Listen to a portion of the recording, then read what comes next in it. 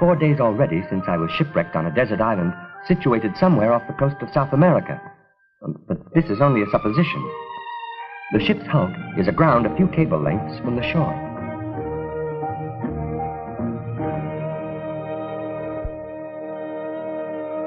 My dog, Dick, seems extremely happy to find himself on solid ground again.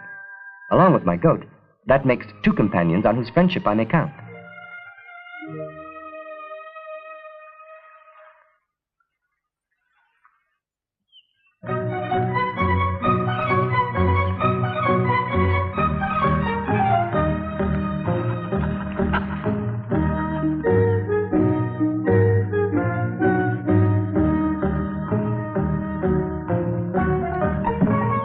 I don't feel quite so alone with these little friends.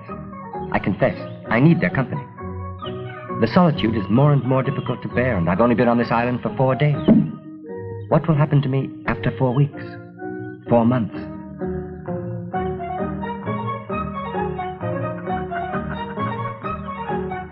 Fortunately, I haven't the time to think about it. I've got to hurry to unload the wreck before it breaks up, which is bound to happen due to the tide and strong currents. I make trip after trip. I tremble every time I set foot on the ship. If it drifts off and sinks while I'm inside, I stand a good chance of being drowned.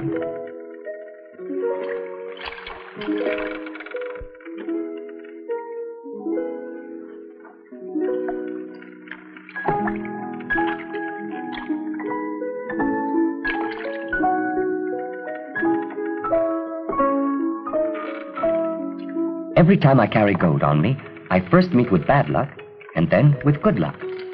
First in England, some bandits wanted to kill me for my gold. Then Captain Derrick saved my life and allowed me to make my first voyage. With the gold of Kazir, whose slave I was, I almost died of thirst when I was lost on the ocean. Then I was saved by a Portuguese ship, which took me to Brazil, where I became rich and happy. With that gold, I've just had a great misfortune. I was shipwrecked on a desert island. If fate follows its usual course, it owes me great happiness now. I'm keeping the gold. At any rate, my luck couldn't get worse.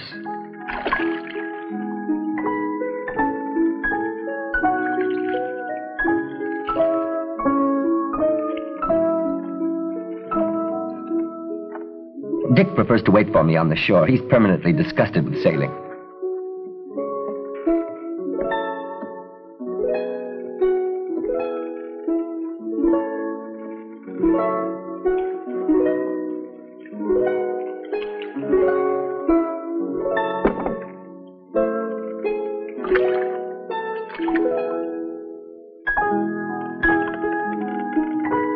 My last trip to the wreck. I find a piece of the hull with a few letters of the name of the ship, the Esmeralda. I treasure all links with the outside world, from which I may be separated forever.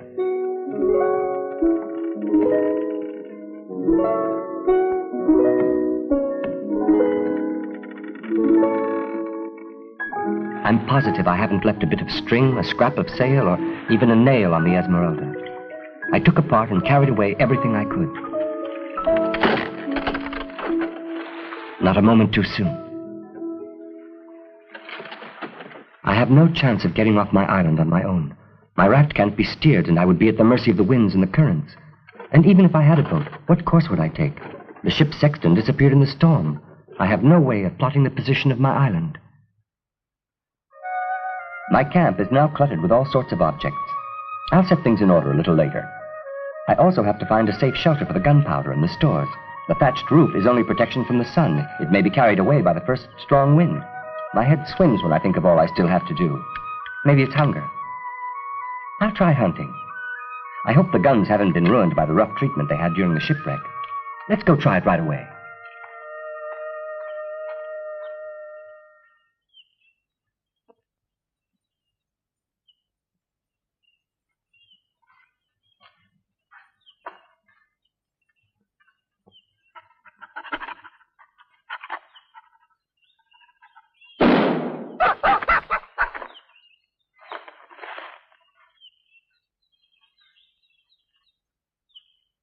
Is this bird edible? Are there poisonous birds like poisonous mushrooms? Dick doesn't think so. He's quite ready to devour the bird. An Englishman, above all, likes his comfort.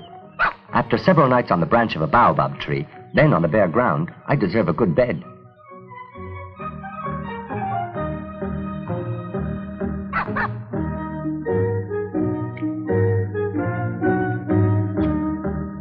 I think I've found a practical way of lighting my fire. After trying to make a fire by friction and with a flint, and after discovering that the first gives no results and the second requires hard work, I'm going to experiment with my newest discovery: fire by explosion.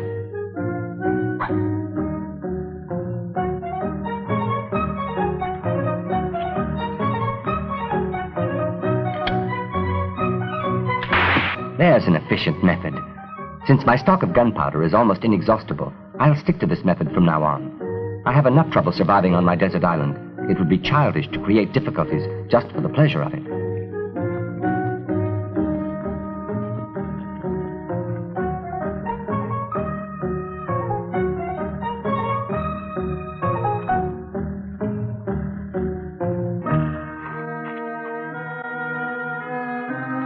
I'm going to make my first attempt at cooking, and I'm doubtful about the results.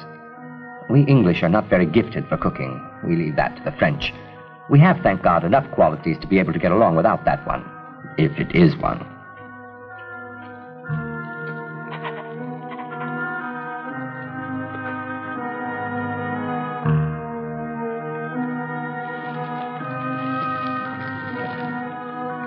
As for Dick, he doesn't seem to have any doubts at all. For him, a roasted bird is always good, no matter what the cook's nationality. And I still don't know if this bird is good to eat. Since there's only one way of finding out, here goes.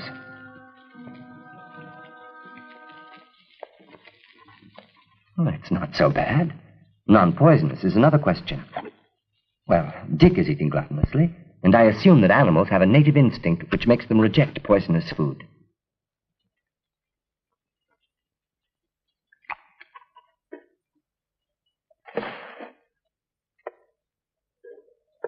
Just in case the flesh of this bird is poisonous, I think it would be wise to drink a glass of brandy as an antidote.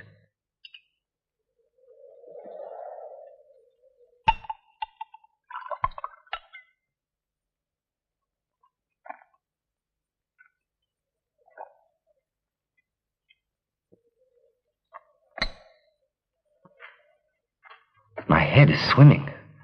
Is it the alcohol or the poison? Oh, it's the alcohol. Dick, who didn't drink any, seems as lively as ever. But I'd like to be sure. No use. If I'm poisoned, it's already too late. I believe it's fatigue that's making my head swim. This evening, my solitude weighs more heavily on me than ever.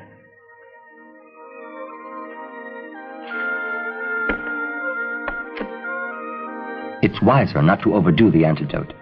Above all, when there's no proof that one is poisoned.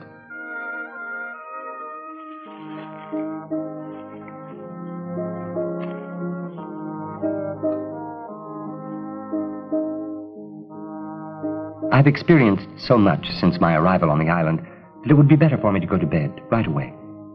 That's the best thing to do when your head is spinning. As when I made my first voyage.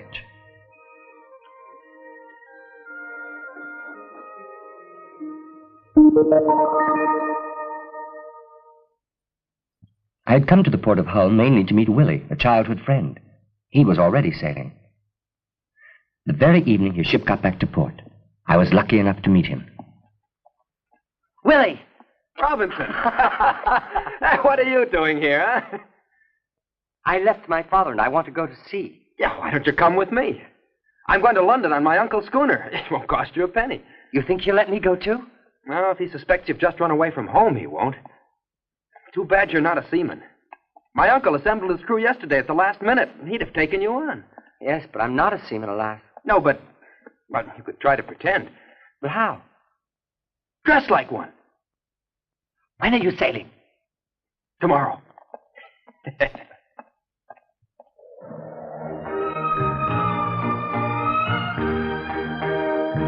At last, I felt a ship under my feet. The world was mine.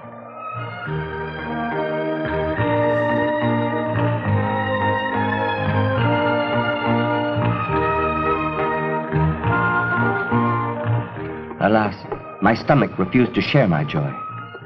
I was abominably ill.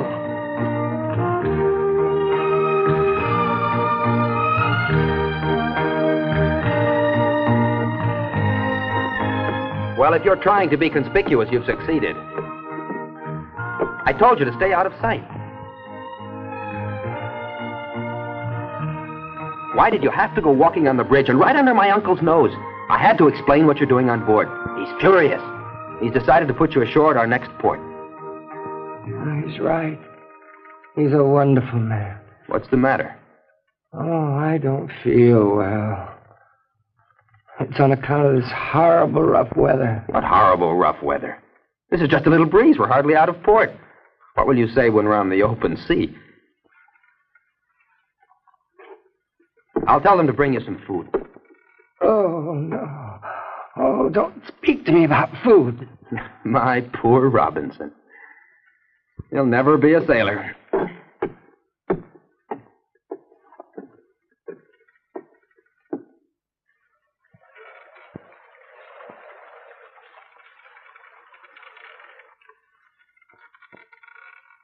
Destiny was overwhelming me.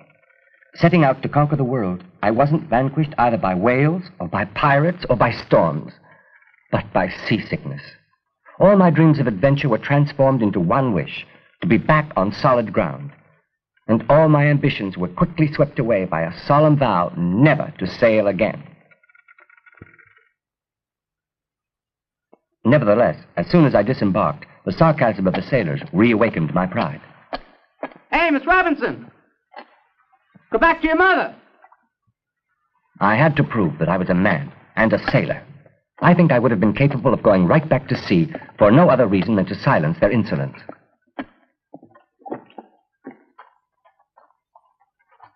Just the same, I deemed it wiser to return to solid ground and to go back to my inn.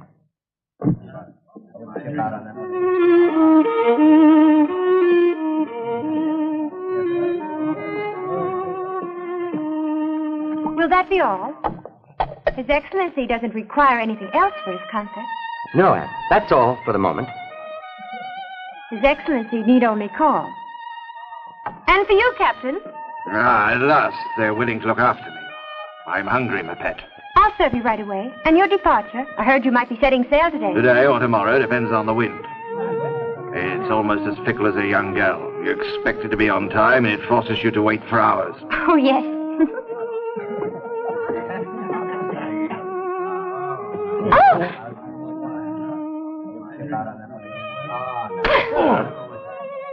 When are you starting out, Captain? I'll know in a few hours. How old are you? 18, sir. My name is Crusoe. Robinson Crusoe, from York. And where are you heading for? The usual route. Guinea. Guinea? The Ivory Coast? Hmm? Will you take me, Captain? Are you really so anxious to leave tomorrow? I can pay for my passage. To Guinea? You bring me some wine, Anne. Yes, Captain. Look. I've got money. Can you play that somewhere else? If my music doesn't please you, Captain. I don't run a ship for my pleasure, my young friend. But let me give you some advice. I wouldn't go showing off my money like that. Many a man has been found with a knife in his back for less than that. It would be a real pity. So young.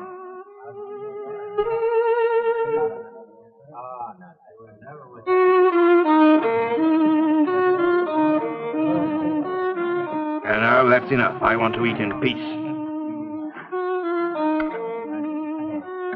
Forgive me. I didn't intend to bother you during your meal. And a goblet of rum. And the best.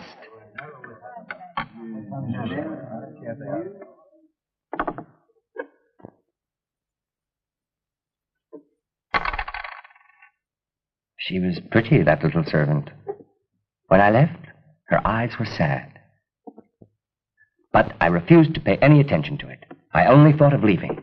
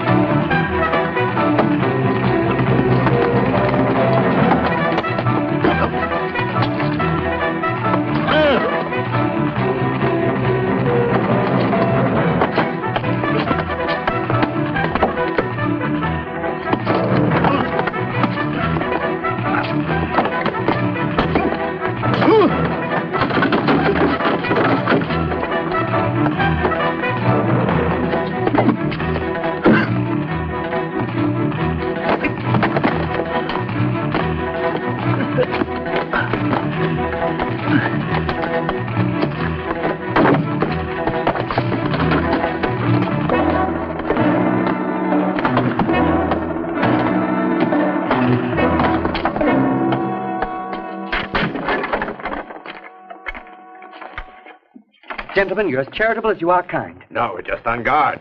Guarding what? The port? My thanks. We're just doing our duty. I'm poor. We wouldn't take a thing, sir. Always at your service. My purse.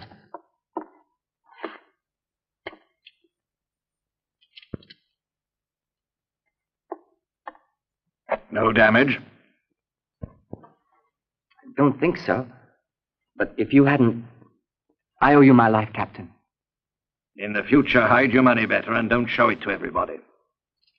I'm Captain Derrick. My ship is the Stella. After this little incident, I have a feeling that you'd be safer on board my ship. You mean you take me with you? You're really going to take me with you? Why, of course. Take my word, you're going to like Guinea. Oh, I'll never be able to thank you, Captain. On the advice of Captain Derrick, I got together a small store of things. All a boy who wanted to make his fortune had to do was to ship out with some goods to trade. On the African coast, he was sure to exchange them for ivory, gold, and precious stones. It is in this manner that the benefits of civilization are spread.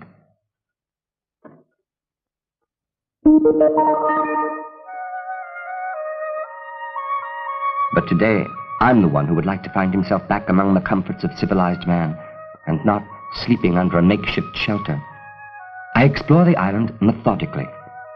I hope to discover something more like a house.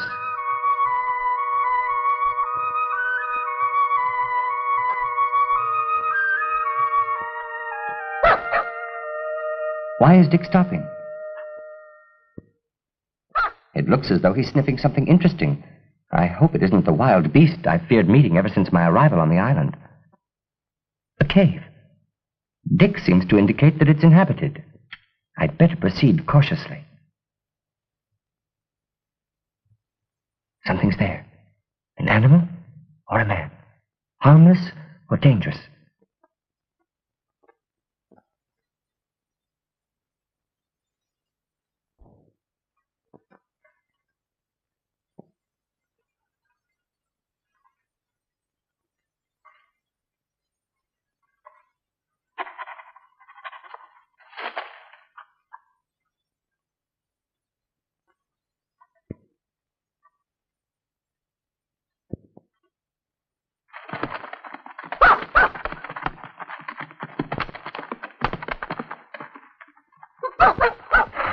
That goat can boast of having given me the biggest scare of my life. I think Dick has just discovered the perfect shelter for my gunpowder, my stores, my companions, and myself. And the view is superb. But the entrance to the cave is too narrow. I'd have to cut through solid stone to make it wider. It would be a never-ending task. Better use drastic measures, explosives. I have plenty of gunpowder, but I don't have a wick to set it off. I'm going to try to make a cord inflammable by soaking it in some rum. I'm sorry to waste this excellent beverage in a use which is beneath it, but you've got to know how to make sacrifices in order to be decently housed.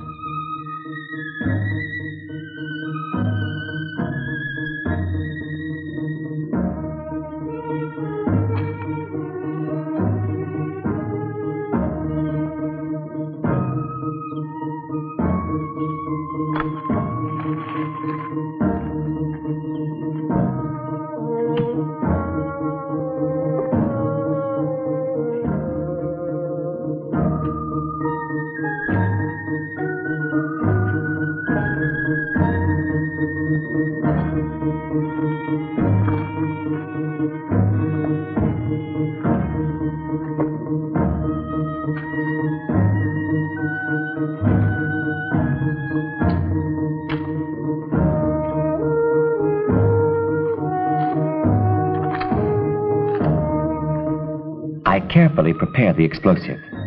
Luckily, I remember the lessons Captain Derrick gave me when he taught me to fire a cannon.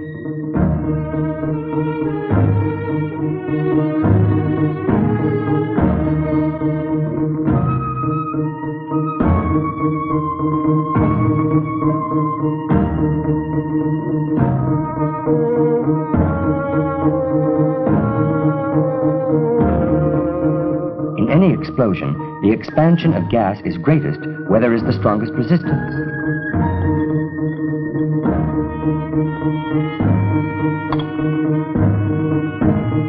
Therefore, I pack the explosive well with large stones.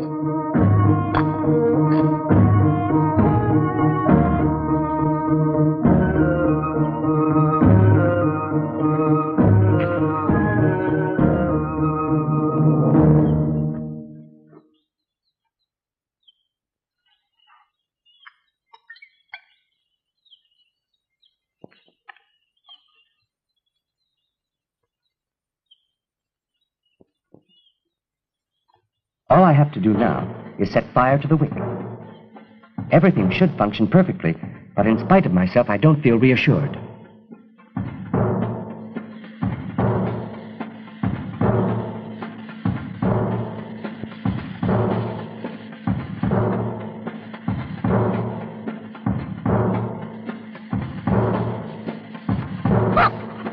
Dick! Here, Dick! Here, Dick! Dick!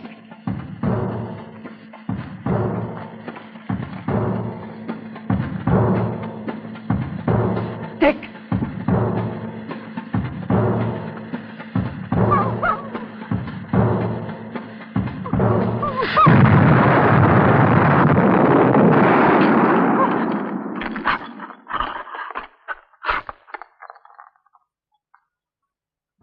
Well, you can at least be thankful.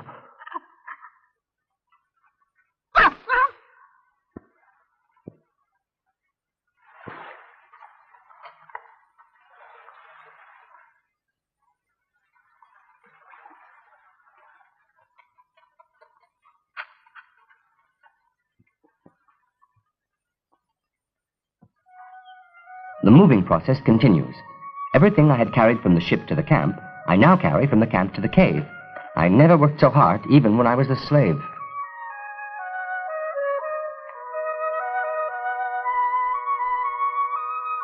Heaven sends me a reward in the form of a new companion.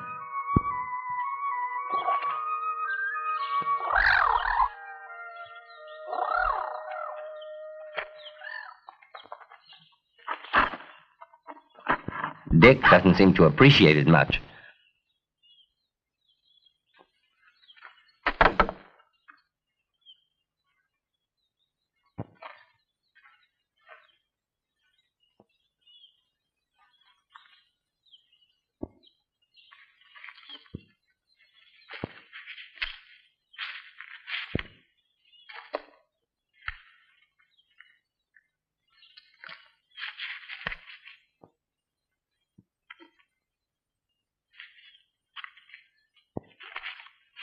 He doesn't seem to like my grains of corn. Undoubtedly, he never tasted them before. I'd like very much to tame him. How can I keep this third companion that the good Lord has sent me?